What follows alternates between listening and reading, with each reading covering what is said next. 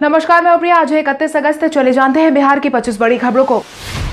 बिहार में कोविड-19 प्रभावितों की संख्या पहुंची 1,35,000 के पार। बिहार में कोविड-19 प्रभावितों की संख्या लगातार बढ़ती जा रही है। स्वास्थ्य विभाग की तरफ से साझा किए गए जानकारी के अनुसार पिछले 24 घंटे में कुल मिलाकर 2078 नए मामलों की पुष्टि की गई है, जिसके बाद प्रभावितों की कुल संख्या 1,35,013 पर पहुंच गई है। अगर हम प्रभावित जिलों की बात करें तो इसमें अररिया में 101, अरवल में 33, औरंगाबाद में 64, बांका में 33, बेगूसराय में 89, भागलपुर में 102, भोजपुर में 79, बक्सर में 18, दरभंगा में 29, पूर्वी चंपारण में 80, गया में 46, गोपालगंज में 40, जमुई में 30, जहानाबाद में 46, कैमूर में 15, कटिहार में 46, खगड़िया में 12, किशनगंज में 30, लखीसराय में 14, मधेपुरा में 48, मधुबनी में 116, मुंगेर में 23, मुजफ्फरपुर में 84, नालंदा में 49, नवादा में 15, पटना में 253, पूर्णिया में 100, रोहतास में 50, सहरसा में 112, समस्तीपुर में 56, सारण में 47, शेखपुरा में 18, शिवहर में 11, सीतामढ़ी में 24, सिवान में 17, सुपौल में 42, वैशाली में 26, पश्चिम चंपारण में 78। वहीं कोविड-19 से ठीक होने वालों की संख्या में भी इजाफा देखा जा रहा है।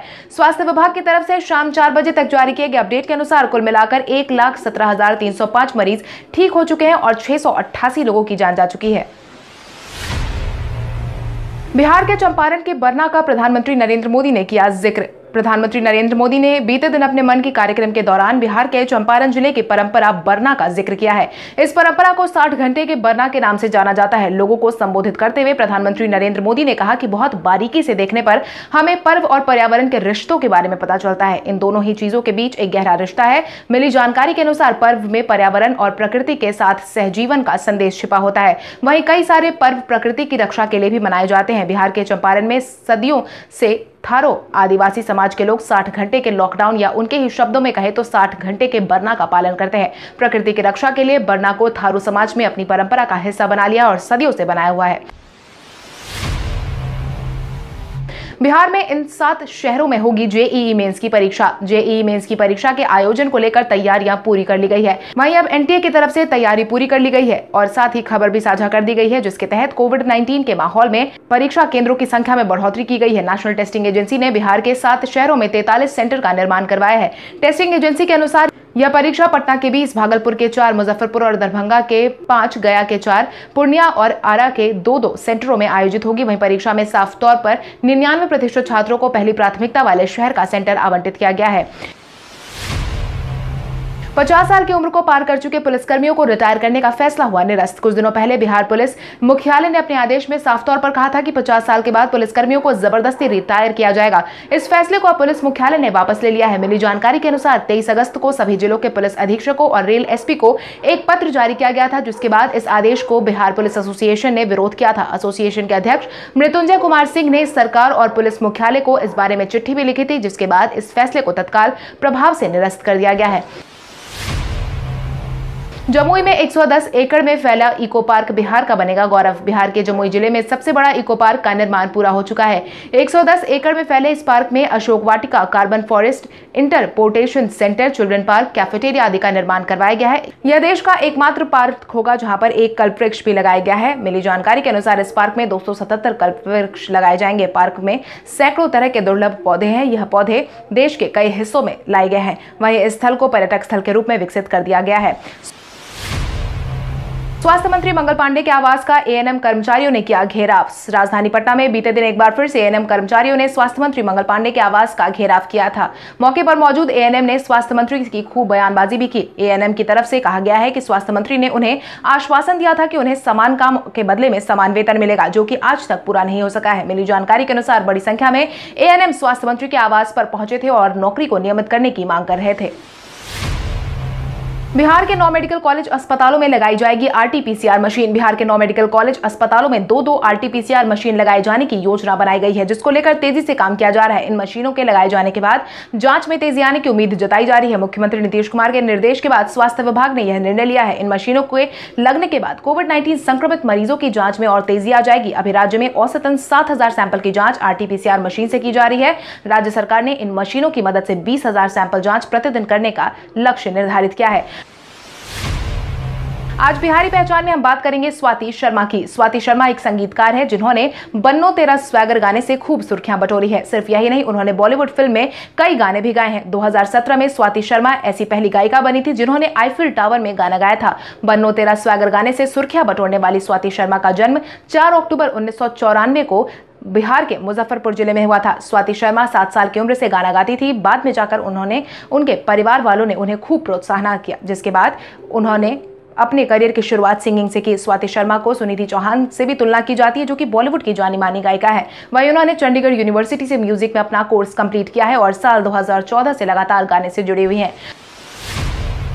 बिहार में मोबाइल टावर लगाने से पहले लेनी होगी अनुमति। बिहार में मोबाइल टावर लगाना आसान नहीं होगा, क्योंकि टावर लगाने से पहले अब अनुमति लेना अनिवार्य कर दिया गया है। इसके लिए निर्धारित प्राधिकार से पूर्व अनुमति लेनी होगी। इसकी नियमावली जारी की जा चुकी है। वहीं नगर विकास एवं आवास विभाग को इस मुद्दे का नोडल बनाया गया है। निकायों द्वारा अनुमति प्राप्त की जाएगी। जिला और राज्य स्तर पर दूरसंचार समिति गठन की जाएगी। उसके बाद ही मोबाइल टावर लगाने को लेकर कोई नीति निर्धारित होगी, क्योंकि आए दिन मोबाइल टावर कहीं भी लगवाए जा रहे थे, जिसकी परेशानी को देखते हुए यह फैसला लिया गया है।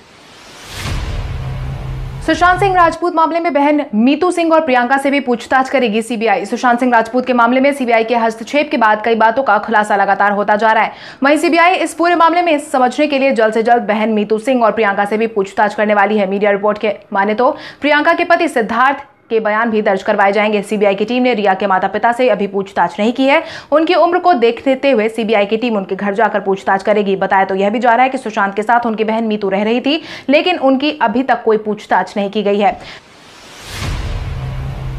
बिहार में 80 दिनों में 937 mm बारिश हुई दर्ज। बिहार में इस बार मानसून मेहरबान नजर आई है। मौसम विभाग के अनुसार इस बार मानसून सत्र के दौरान 80 दिनों में 937 mm बारिश दर्ज की गई है, जो सामान्य से 23% ज्यादा है। बिहार में पिछले 2 हफ्ते में मौसम शुष्क दर्ज किया गया है, जिसकी वजह से 15 अगस्त के बाद सामान्य से 54% कम बारिश रिकॉर्ड की गई है। मौसम विभाग का कहना है कि 4 सितंबर के बाद एक बार फिर मानसून का रुख बिहार की तरफ देखने को मिलेगा। 15 सितंबर के बाद एक बार फिर से तेज बारिश के आसार हैं, जिसके परिणाम स्वरूप अगले 30 दिनों में औसतन कई जिलों में 40 से 50 mm बारिश होने की उम्मीद जताई गई है। बिहार में बिना मास्क लगाए घूमने वालों की जेब हुई ढीली। बिहार में बिना मास्क लगाए सड़क पर घूमने वाले लोगों पर प्रशासन और सख्ती दिखा रही है। अगस्त महीने में सिर्फ 1,40,000 से ज्यादा लोगों को बिना मास्क में पकड़ा गया है। जहां कोविड-19 के मामले बढ़ रहे हैं, लाखों की संख्या में गैर जिम्मेदाराना लोगों का पकड़ा जाना सिर्फ परेशानी बढ़ाने के संकेत दे रहा है। पुलिस विभाग की तरफ से मिली जानकारी के अनुसार सिर्फ अगस्त महीने में बिना मास्क पहने लोगों से 70,23,100 रुपए का फाइन लिया गया है। वहीं पूरे अगस्त महीने में गाड़ियों से 5,13,87,120 रुपए का जुर्माना वसूला गया है। बोगस वोटिंग रोकने के लिए अररिया ने दिखाई नई राह। अररिया के तर्ज पर अब पूरे बिहार में बोगस वोटिंग पर नियंत्रण लाने की तैयारी शुरू हो गई है। ईवीएम के दौर में बिहार में बोगस वोटिंग की शिकायत हर चुनाव के बाद देखने को मिलती थी। इस शिकायत को ध्यान में रखते हुए लोकसभा चुनाव के दौरान अररिया जिले की तत्कालीन एसपी धूरत स्याली सावला राम द्वारा लागू मॉडल को लागू कर दिया जाएगा, जिससे दूसरे के नाम पर मतदान करना मुश्किल हो जाएगा, क्योंकि लोकसभा चुनाव के दौरान अररिया में दूसरे के नाम पर मतदान करने की संख्या में गिरावट देखी गई थी और साथ ही ऐसी कोशिश करने वाले 3 दर्जन लोगों के खिलाफ अभी भी प्रशासन सख्ती से पेश आ रही है, जिसको लेकर इस मॉडल को कैसे बिहार में लागू करे, इसकी तैयारी शुरू हो गई है। बिहार के एक युवक द्वारा 1 महीने के वेतन देने की बात पर सोनू सूद ने दिया जवाब। जहां कोविड-19 के इस माहौल में सोनू सूद सभी प्रवासियों के लिए साथ ही जरूरतमंदों के लिए मसीहा बनकर सामने आए हैं। इसी क्रम में मुजफ्फरपुर के एक युवक मुकेश कुमार ने सोनू सूद को अपने 1 महीने के वेतन को देने की पेशकश की है। उन्होंने अपने ट्विटर पर सोनू सूद को टैग करके अपने 1 महीने के वेतन को डोनेट करने की बात कही। इस पर सोनू सूद ने कहा कि आपसे ज्यादा अमीर कोई नहीं हो सकता, आप अपने आसपास के लोगों की मदद करें, मैं समझ लूंगा कि आपने मेरी मदद कर दी है।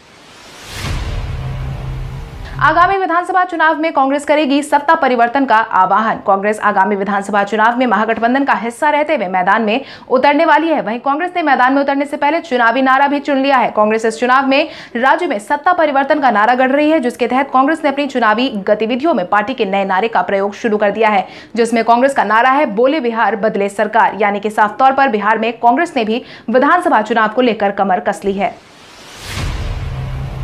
1.25 लाख वार्ड सदस्यों पर अब है भाजपा की नजर। विधानसभा चुनाव को लेकर सभी पार्टियां तैयारियों में जुट गई है। वहीं भाजपा भी पूरी तरीके से तैयार नजर आ रही है। भाजपा की नजर प्रदेश के पंचायत और बोर्ड के जनप्रतिनिधियों पर पूरी तरीके से हो गई है, जिसको लेकर रणनीति बनानी शुरू हो गई है। भाजपा विधानसभा चुनाव की तैयारियों को लेकर काफी सतर्क दिख रही है। प्रदेश के 1.25 लाख वार्ड सदस्य पर भाजपा की नजर टिकी हुई है। प्रदेश कार्यालय में आयोजित वर्चुअल रैली के माध्यम से उप मुख्यमंत्री सहित कई नेताओं ने कार्य समिति कार्यकर्ताओं को संबोधित करने के दौरान उक्त बातें कही हैं।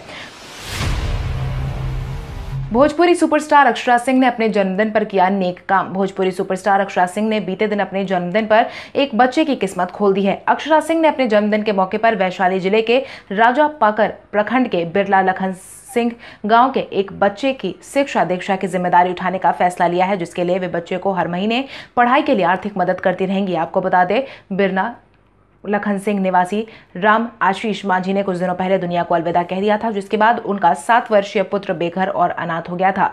वहीं इसकी मदद के लिए अब अक्षरा सिंह सामने आई है।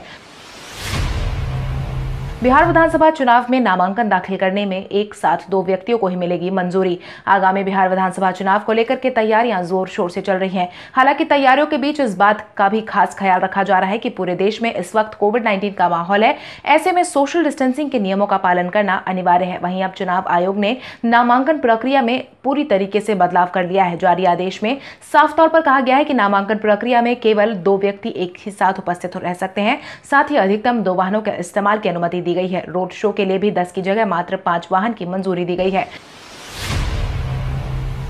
बिहार के सभी 243 सीटों पर अकेले दम पर चुनावी मैदान में उतरेगी प्लूरल्स पार्टी। प्लूरल्स पार्टी के जनरल सेक्रेटरी अनुपम सुमन ने मीडिया से बातचीत के दौरान बताया है कि आगामी बिहार विधानसभा चुनाव में सभी 243 सीटों पर अकेले अपने दमखम पर प्लूरल्स पार्टी के प्रतिनिधि उतरने वाले हैं, जिससे कि उम्मीदवारों को अपने क्षेत्र में चुनाव प्रचार करने का और लोगों से जनसंपर्क करने का अच्छा समय मिल रहा है। पार्टी चुनाव के पहले और चुनाव के बाद किसी के साथ कोई गठबंधन नहीं करेगी। प्लूरल्स पार्टी की तरफ से साफ तौर पर कह दिया गया है कि हमारा सपना सत्ता में आने के बाद 10 साल के अंदर राज्य को देश का नंबर 1 राज्य बनाना है। तेजस्वी यादव पर भड़के गिरिराज पटेल। चुनाव से पहले लगातार विपक्षी दल को निशाने पर ले रहे सिकरा में बीते दिन नेता प्रतिपक्ष तेजस्वी यादव ने प्रेस कॉन्फ्रेंस करके मुख्यमंत्री नीतीश कुमार को निशाने पर लिया था, जिसके जवाब में भाजपा नेता गिरिराज सिंह ने तेजस्वी यादव को निशाने पर लिया है। उन्होंने कहा है कि विपक्ष बिना किसी आधार के आरोप लगाता है। सवाल ये नहीं है, बल्कि ये है कि प्रधानमंत्री नरेंद्र मोदी के 6 साल में काम को देखा जाना चाहिए। प्रधानमंत्री मोदी ने घर घर बिजली पहुंचाई है, सड़क निर्माण करवाया है। प्रधानमंत्री ने 6 साल के कार्यकाल में जिस तरीके से काम किया है, उसके बाद विपक्ष कहीं है ही नहीं। झारखंड सरकार पर बरसे तेज प्रताप यादव। बिहार के पूर्व स्वास्थ्य मंत्री और लालू प्रसाद यादव के बड़े बेटे तेज प्रताप यादव ने झारखंड सरकार के रवैये पर अपनी नाराजगी दिखाई है। मिली जानकारी के अनुसार झारखंड सरकार की तरफ से तेज प्रताप यादव के खिलाफ मामला दर्ज होने के बाद नाराज तेज प्रताप यादव ने कहा है कि मामला तो झारखंड सरकार पर होना चाहिए। मैं तो अपने पिता से मिलने गया था, मैंने गेस्ट हाउस की मांग की थी, सरकार ने मुझे गेस्ट हाउस नहीं दिया। सरकार को व्यवस्था करनी चाहिए थी। झारखंड सरकार को मामले के बारे में फिर से सोचना चाहिए। रालोसपा ने इस बार विधानसभा चुनाव में जदयू के 0 पर आउट होने का किया दावा। मुख्यमंत्री नीतीश कुमार ने अपने कार्यक्रम में कुछ दिनों पहले ही अपनी उपलब्धियों का जिक्र किया था, जिसमें उन्होंने कहा था कि मेरे काम को याद रखिएगा और काम पर ही वोट दीजिएगा। इसी बयान को अब विपक्षी दल ने उठाना शुरू कर दिया है, जिसको लेकर रालोसपा महासचिव सह प्रवक्ता धीरज सिंह कुशवाहा ने सरकार को निशाने पर लिया है और कहा है कि नीतीश कुमार को उनका यह बयान जदयू के लिए मुसीबत साबित करने वाला है, क्योंकि अगर बिहार विधानसभा चुनाव में जनता ने नीतीश के काम को याद रखकर वोट किया तो जदयू 0 पर आउट हो जाएगी। सबको याद है कि कोविड-19 के माहौल के शुरू होने के बाद मुख्यमंत्री नीतीश कुमार ने किसी की एक नहीं सुनी थी। 1 सितंबर से 31 सितंबर तक राहुल गांधी करेंगे वर्चुअल रैली का आयोजन। बिहार विधानसभा चुनाव को लेकर सरगर्मी बढ़नी शुरू हो गई है और यही कारण है कि कोविड-19 के माहौल के बीच में चुनाव का होना लगभग तय माना जा रहा है, जिसके बाद अब सभी राजनीतिक दल तैयारियों में जुट गए हैं। इसी क्रम में कांग्रेस ने भी बिहार में अपनी पार्टी को मजबूत करने के लिए रणनीति बनानी शुरू कर दी और यही कारण है कि कांग्रेस नेता राहुल गांधी बिहार में चुनाव को लेकर 1 सितंबर से वर्चुअल रैली का आयोजन करने वाले हैं। अधिकारियों की माने तो 30 सितंबर तक लगातार वर्चुअल रैली का आयोजन करवाया जा रहा है, जिसमें कांग्रेस की तकरीबन 100 रैलियां आयोजित होंगी। चेन्नई सुपर किंग्स के बल्लेबाज सुरेश रैना ने टीम से बाहर होने की बताई वजह। सुरेश रैना ने टीम से बाहर होने की वजह का खुलासा किया है, जिसके तहत उन्होंने बीते दिन बताया है कि उन्होंने यह फैसला अपने परिवार खास करके अपने दोनों बच्चों की वजह से लिया है। मिली जानकारी के अनुसार सुरेश रैना ने अपने दोनों बच्चे ग्रेसिया और रियो की वजह से यह फैसला लिया है। रैना को इन दोनों की काफी चिंता थी। उन्होंने कहा है कि उनके परिवार से ज्यादा जरूरी उनके लिए कुछ भी नहीं है। इसमें कोई शक नहीं कि वो अपने बच्चों से बहुत प्यार करते हैं और उनके लिए कुछ भी छोड़ सकते हैं। स्मार्टफोन में डार्क मोड यूज करना यूजर को पड़ सकता है भारी। आजकल स्मार्टफोन में डार्क मोड फीचर काफी ज्यादा ट्रेंड कर रहा है, मगर यह फीचर यूजर को ही परेशानी में डाल सकता है। डार्क मोड फीचर आपकी आंखों के लिए नाजुक साबित होता है। इस समय स्मार्टफोन के अलग अलग ऐप्स के लिए डार्क मोड फीचर काफी ट्रेंडिंग में है, लेकिन इस फीचर के दिन में इस्तेमाल करना काफी हानिकारक साबित होता है। अगर आप लंबे समय से अपने स्मार्टफोन पर डार्क मोड इस्तेमाल करते हैं तो बाद में आपकी आंखें उसे अडॉप्ट कर लेती हैं और व्हाइट कलर का टेक्स्ट पढ़ना बेहतर लगता है, लेकिन जब आप लाइट मोड पर जाते हैं तो इसका असर आपकी आंखों पर पड़ता है, विजन कमजोर होने लगता है। कल हमारे द्वारा पूछे गए सवाल का जवाब आप में से बहुत सारे यूजर ने हमें कमेंट करके दिया था, उसके लिए आपका बहुत बहुत धन्यवाद। आप में से जिन यूजर का कमेंट हमें अच्छा लगा है उनके नाम है राजा भैया, नीतीश कुमार, नूतन सिंह, समथिंग स्पेशल, लालू कुमार, पप्पू पासवान, बीरेंद्र सिंह, लक्ष्मीपति, रीवा कुमारी, प्रहलाद सिंह, गुंजन पटेल, निराला, मोहन, रामदास सिंह, कृष्णनंदन वर्मा, लाल सिंह राजपूत। इसके अलावा हमारी टीम को और भी लोगों के जवाब अच्छे लगे, मगर समय के अभाव के कारण हम उनका नाम नहीं ले पाए, लेकिन आप हमारे सवालों का जवाब देते रहे। हम कल आपका नाम लेने की पूरी कोशिश करेंगे। तो चलिए बढ़ते हैं आज के सवाल की। और आज का सवाल कुछ इस प्रकार है, आपके अनुसार आगामी विधानसभा चुनाव में पुष्पम प्रिया चौधरी की प्लूरल्स पार्टी लोगों के बीच अपनी लोकप्रियता बनाने में कितनी सफल साबित हो पाएगी? अपने जवाब हमें कमेंट करके जरूर बताएं। इसके साथ ही आज के लिए बस इतना ही। अगर आप ये वीडियो हमारे यूट्यूब पर देख रहे हैं तो हमारे चैनल को सब्सक्राइब करें और बेल आइकन दबाना ना भूलें। और अगर आप ये वीडियो हमारा फेसबुक पर देख रहे हैं तो इस वीडियो को लाइक करें और ज्यादा से ज्यादा शेयर करें। धन्यवाद।